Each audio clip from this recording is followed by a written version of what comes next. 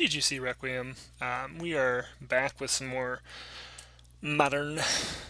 Today we're playing Modern Elves.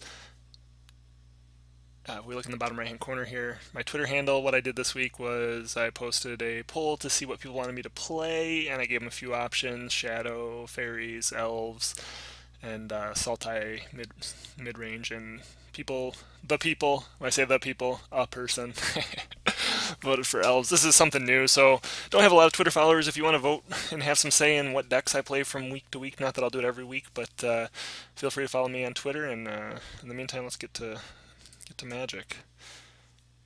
So far, we are 2-1 in the league. This is not something I'm going to mulligan, but it's not particularly great. On the play, it's okay because we can get into that visionary, but definitely not the best draw I've seen tonight.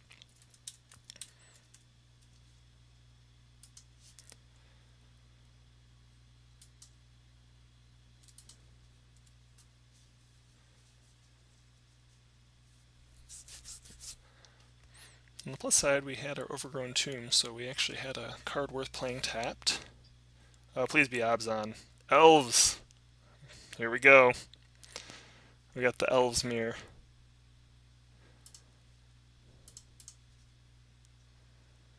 Digging it.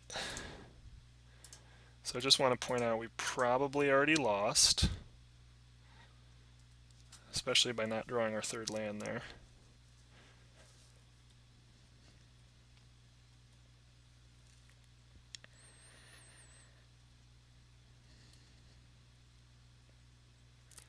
Oh yeah, we're done. We're done. We're donezo.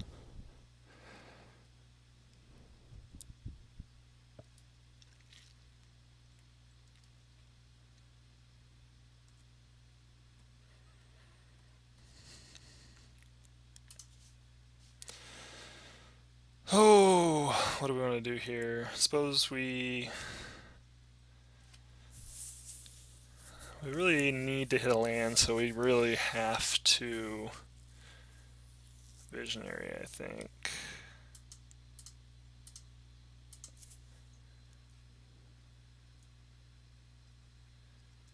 Look at all them Dwynen's Elite, all them Cocos. This was not the matchup to keep this hand. Sometimes you get lucky and you play those grindy matchups versus Abzan. When I saw Blooming Marsh, I thought we were playing Abzan, and I've just been wrecking Abzan with Elves. Wrecking it. They can't keep up. Oh yeah, the Nykthos. Good day to you, sir.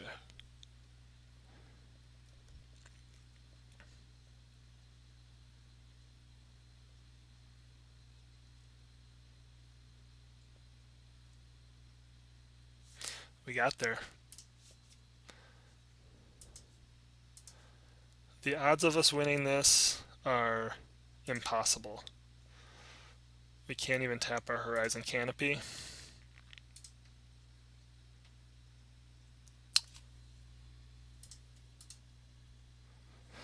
Alright, so that'll move us on to game 2 here. That's my concession.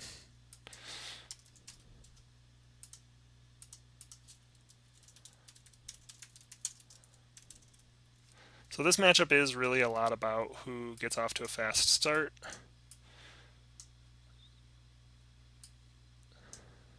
It's more about specifically doing what you need to do when you need to do it. Maelstrom Pulse could be good. Could be good. I don't know that we necessarily need it. We definitely want our reserves. We want our shamans, visionary. We just really want to be fast. So sorry, the leads are coming out.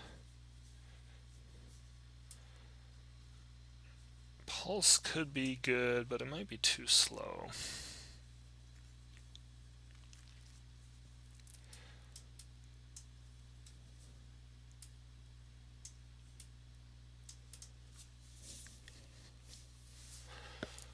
pack just enough disruption.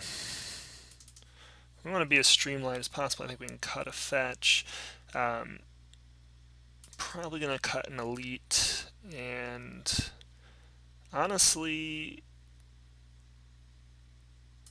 Shaman just might be the weak link here. We want to curve out well. This is what we're going to run with. Just a tiny amount of interaction just to hit the most important spells.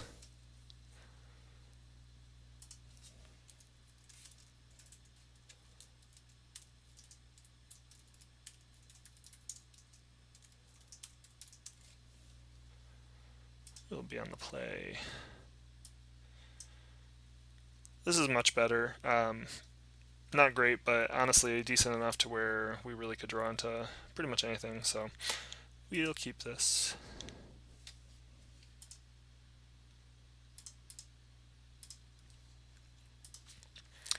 Plus the Dismember does allow us to deal with their first real threat, whether it be Azuri or Shaman. Not Shaman, Elvish Archdruid.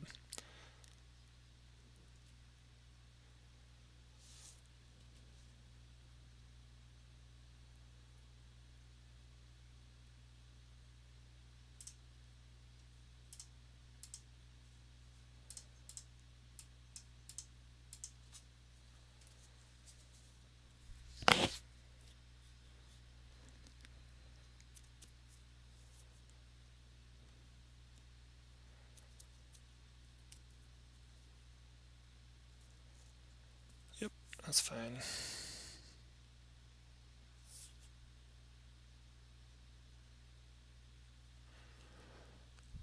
Wonder what he takes here.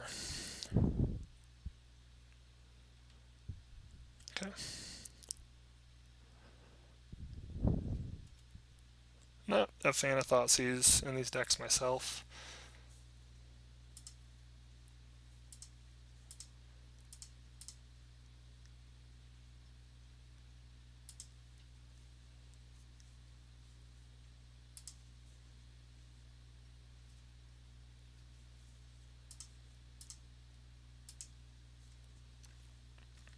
I always find Thoughtseize to be a little too inconsistent. There are times where I've played it, but the matchups you want the most in are against like what do you call it? Like against Tron, you want to steal their Ugin, but the problem I find is you go to steal their Ugin, you don't get their Ugin, and then they top deck at the next turn. That's a good draw. So he could get a little frisky here. Really, we could just go for a land. A land would be great. Looks like he's going to try and Collected Company, possibly.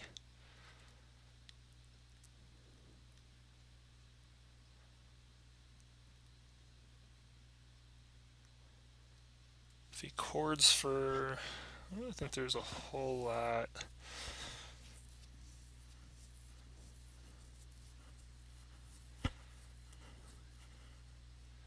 So if he chords for Azuri, he could overrun.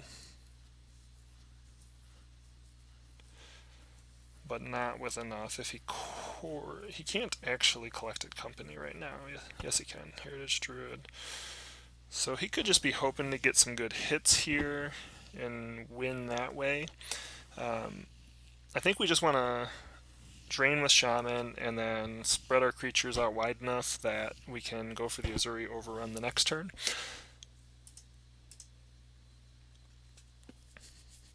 If we go for an Azuri overrun right now, especially with him representing Collected Company, we're just not going to get through.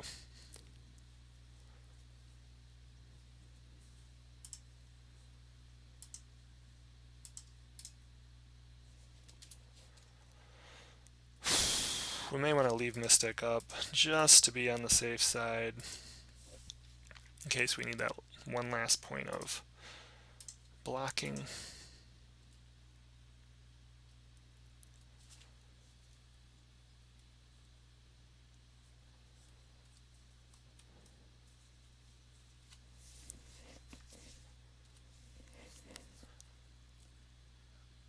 But assuming our opponent doesn't draw a removal spell,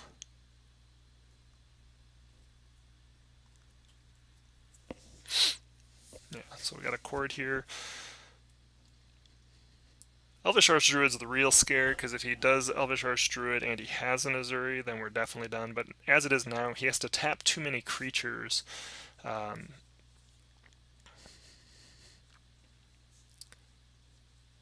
to really get the overrun going.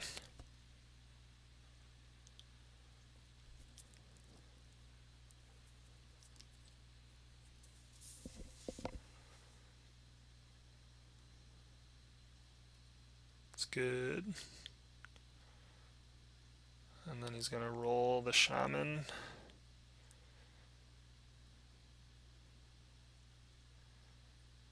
So he can go to blocks and then pump with Azuri. But he's going to lose a large portion of his forces if he does.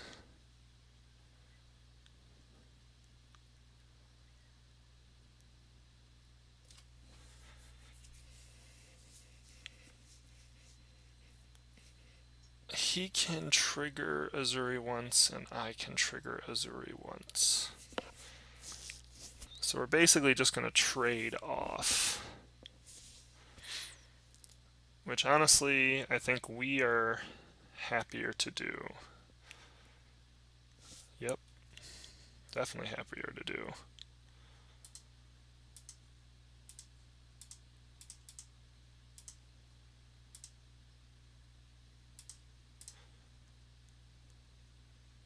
Especially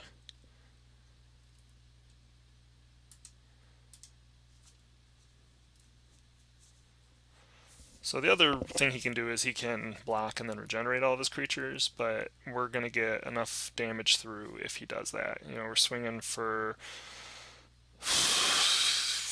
25 damage here. Sorry, that was probably really loud. So he's going to line up blocks, and then he's going to have to tap Azuri, or tap creatures with Heritage Druid to pump Azuri. And then we have the second Azuri, which is probably in our favor.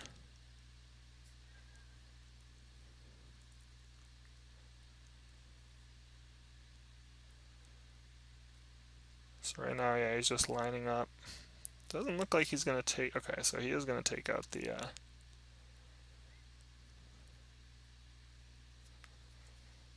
Yep. So this is what we call board decimation. He is going to get to regenerate one of his creatures.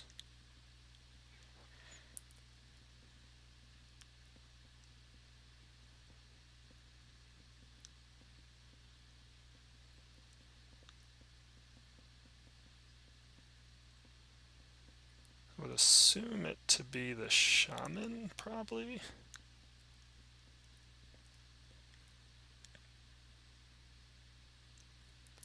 Just because it's got the most power.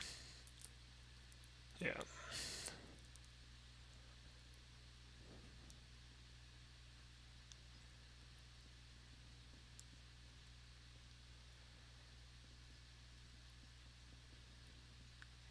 Alright, so we get like 1 point of damage through... Oh, and he used the Azure... Oh, did I totally just buck... yeah, I totally screwed up there. So he threw the Azuri in front of my 4 power creature, and now he's going to overrun for the difference. In the end, it doesn't matter. I guess we could have held up to block, and so we made a mistake there. Yep. My mistake. Good game, sir.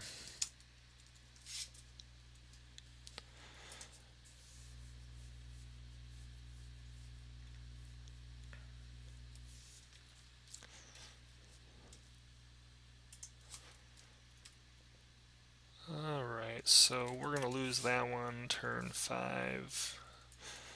Pretty brutal.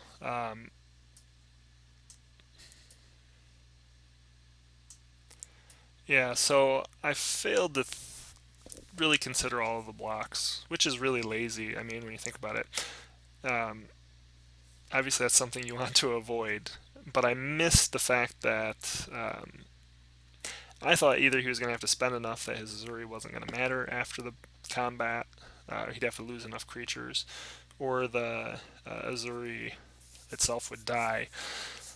But the fact that he could actually regenerate one of his creatures, and the fact that I had a creature that only had 5 toughness, or four power rather, um, obviously swung that in his advantage, and something that I should have taken more time to consider. So we'll be back with the final match shortly.